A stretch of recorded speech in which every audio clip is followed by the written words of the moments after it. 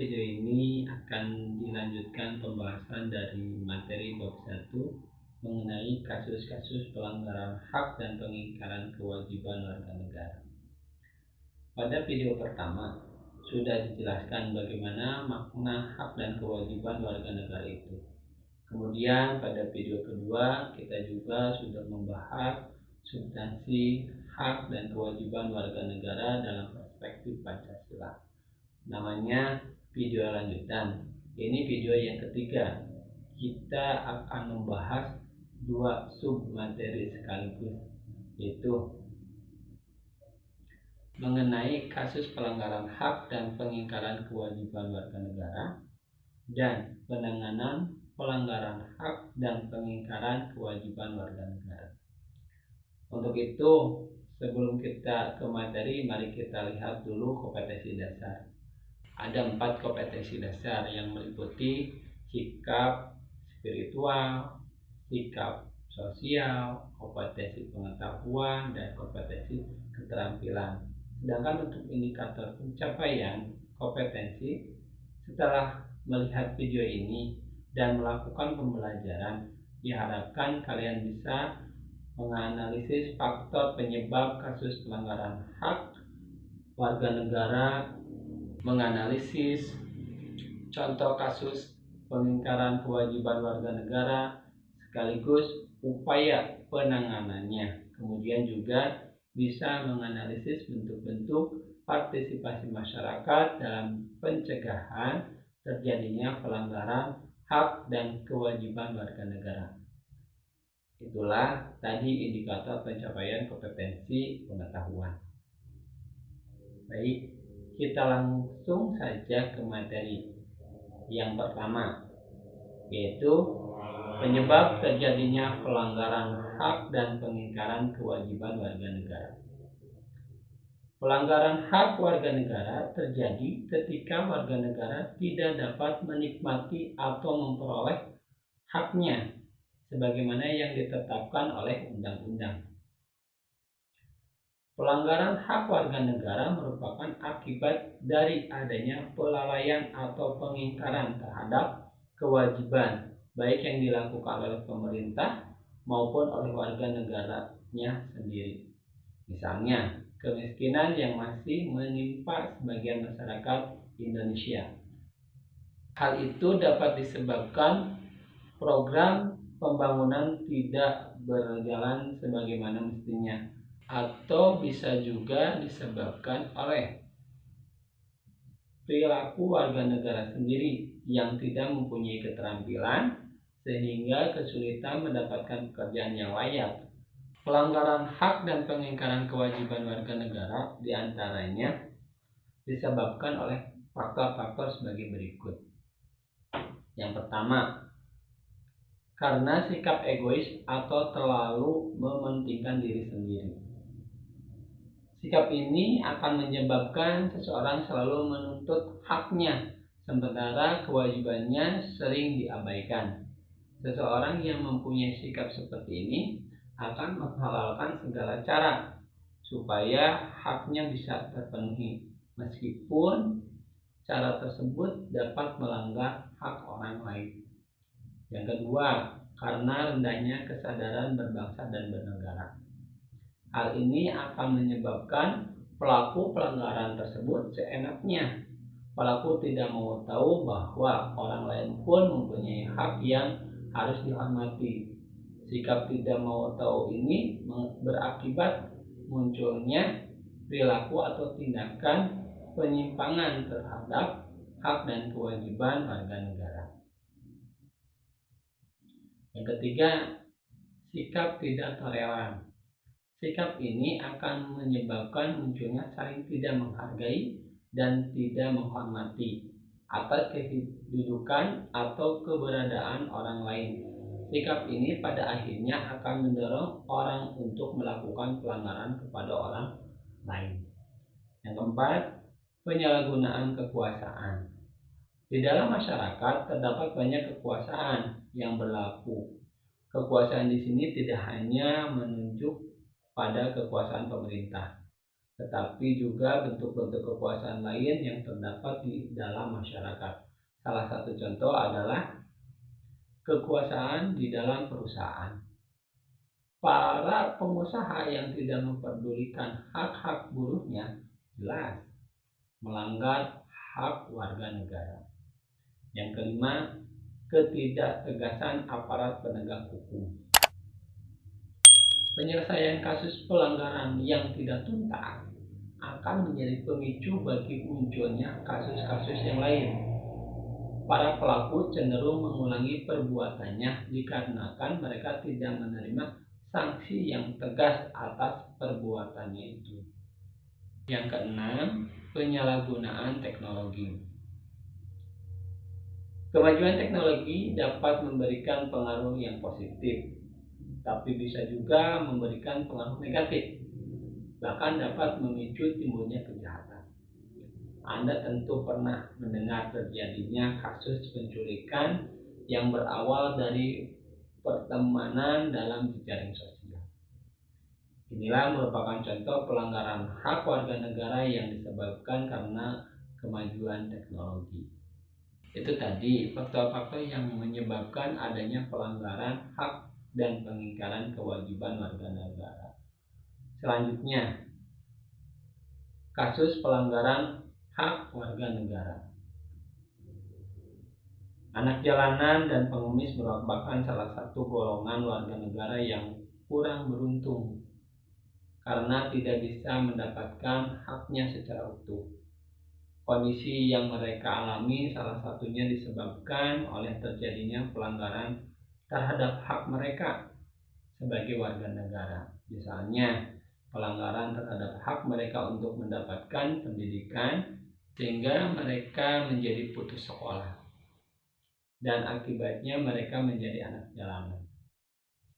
Pelanggaran terhadap hak warga negara bisa kita lihat dari kondisi yang saat ini terjadi. Misalnya sebagai berikut. Yang pertama, proses penegakan hukum masih belum optimal dilakukan. Masih terjadi kasus salah tangkap, perbedaan perlakuan oknum aparat penegak hukum terhadap para pelanggar hukum dengan dasar kekayaan atau jabatan masih terjadi dan sebagainya.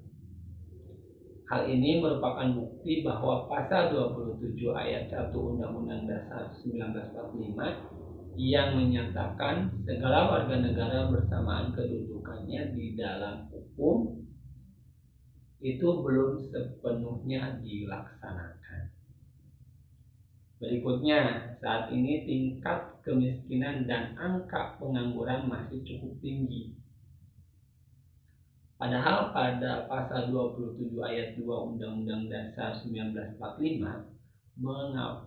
mengamanatkan bahwa tiap-tiap warga negara berhak atas pekerjaan dan penghidupan yang layak bagi kemanusiaan.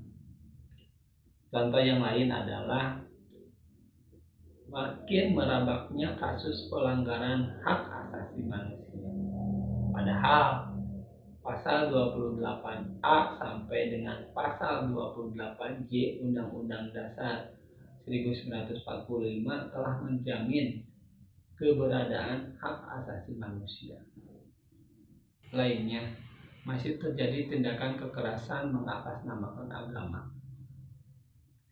Misalnya, penyerangan tempat peribadatan, padahal pada pasal 29 ayat 2 Undang-Undang Dasar 1945 menegaskan bahwa negara menjamin kemerdekaan tiap-tiap penduduk untuk memeluk agamanya masing-masing dan untuk beribadat menurut agamanya dan kepercayaannya itu.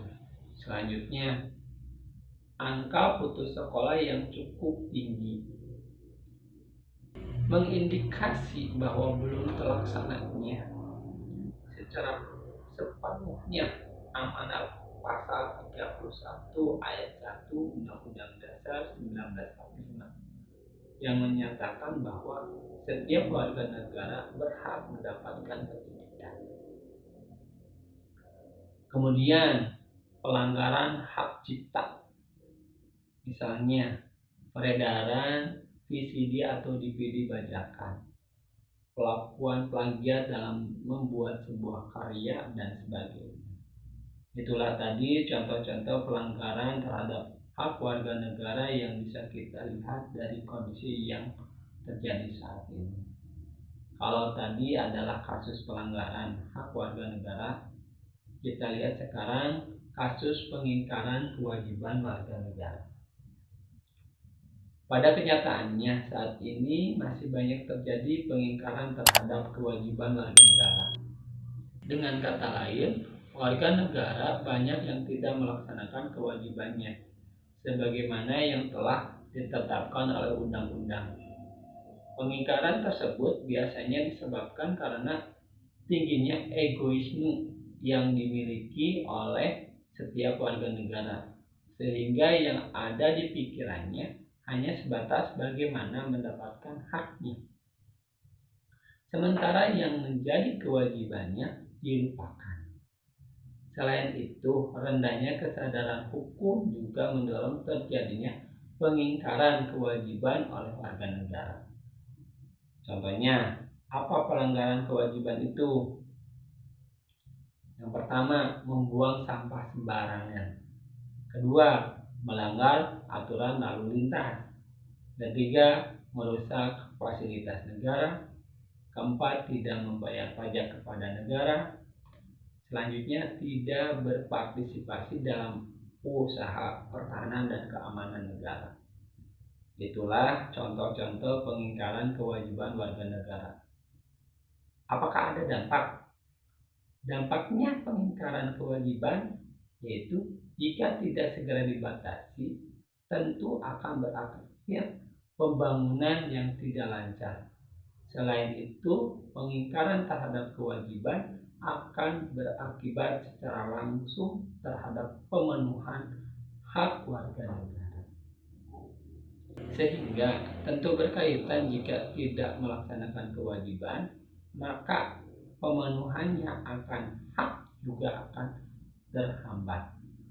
Bagaimana upaya pemerintah dalam penanganan kasus-kasus yang tadi lihat?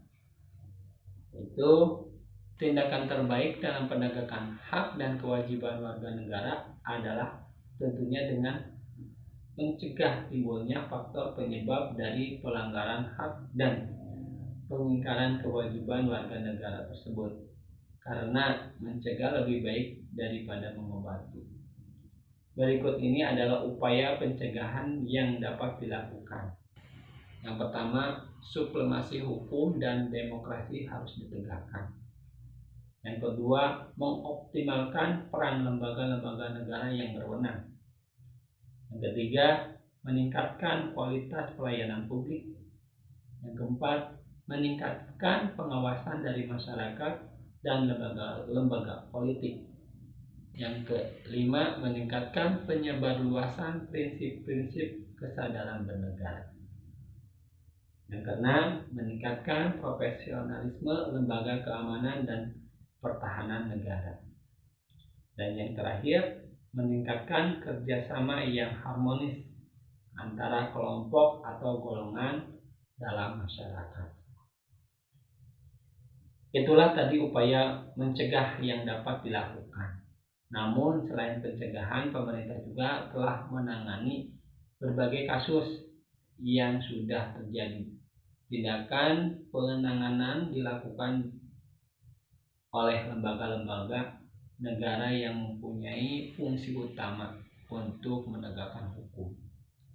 Yang terakhir, kita akan membahas bagaimana membangun partisipasi masyarakat dalam mencegah terjadinya pelanggaran hak dan pengingkaran kewajiban warga negara.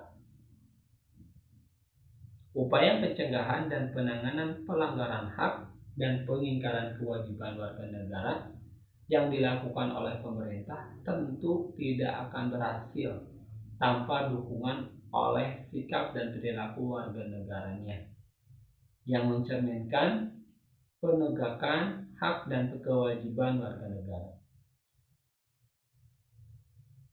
Sebagai warga negara dari bangsa dan negara yang beradab, sudah sepantasnya sikap dan perilaku kita mencerminkan sosok manusia beradab yang selalu menghormati keberadaan orang lain. Sikap tersebut dapat Anda tampilkan dalam perilaku di lingkungan keluarga, sekolah, masyarakat, bangsa, dan negara. Berarti mulai saat ini kalian tentu harus bisa menampilkan perilaku yang mendukung upaya pemerintah untuk pemenuhan hak dan kewajiban warga negara. Karena tanpa ada perilaku yang mendukung dari warga negara, semua upaya pemerintah akan sia-sia. Itulah tadi pembahasan dari materi kita pada video ini. Semoga bisa bermanfaat. Apabila ada pertanyaan, silakan mencantumkan di diskusi dalam forum kelas masing-masing. Assalamualaikum warahmatullahi wabarakatuh.